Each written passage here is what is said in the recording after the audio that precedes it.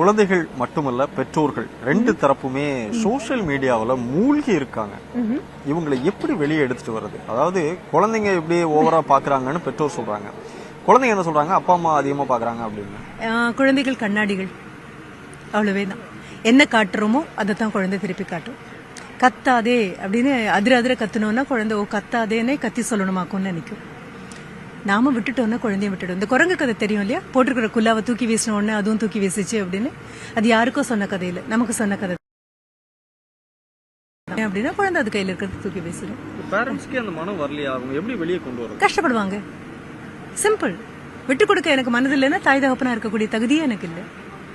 பெரியவங்களையுமே எப்படி வெளியே கொண்டு வரது? யாரும் வெளியில கொண்டு வரணும். யாரையா கேட்டா அவங்க உள்ள போனாங்க, அவங்களே தானே உள்ள போனாங்க, அவங்களே தான் வெளியில வரணும்.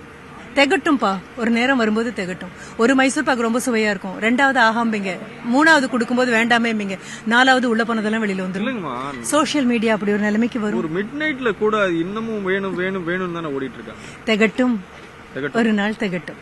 நம்பிக்கை இருக்கு, கண்டிப்பா இருக்கு, கண்டிப்பாக போட்டுரும். இல்ல திகட்டினதுக்கு அப்புறம் தூக்கி வீசினாங்கன்னா கண்ணுக்கு எட்டின தூரம் வரைக்கும் சோசியல் மீடியா எங்க இருக்குன்னு கூட தெரியாது. வரும், ஒரு காலம் வரும். கல்வி அதுக்கு பெரிய உதவியா இருக்கும். எனக்கு நம்பிக்கை இருக்கு. நான் பார்ப்பேனான்னு எனக்கு தெரியாது, ஆனா எனக்கு நம்பிக்கை இருக்கு. சோசியல் மீடியா அப்படிங்கிறது ஒரு வரமா சாபமா? அது எல்லாருக்குமே பொருந்தும், அரசியல் கட்சிகள் தொடங்கி பொதுமக்கள் வரையிலும். அது உங்க கையில இருக்கிறவங்க யார் கையில அது இருக்குங்கிறத பொறுத்து இருக்கு. சர்ஜன் கையில கத்தி இருந்தது அப்படின்னா நோயாளிக்கு மிகப்பெரிய வரம். கொலை செய்யக்கூடியவங்க கையில இருந்தது அப்படின்னா எதிரில் இருக்கிறவனுக்கு அது சாபம். அந்த ஆயுதத்தின் மேல பிரச்சனையே இல்லப்பா, பயன்படுத்துறவங்க மனசுல இருக்கக்கூடியது இது.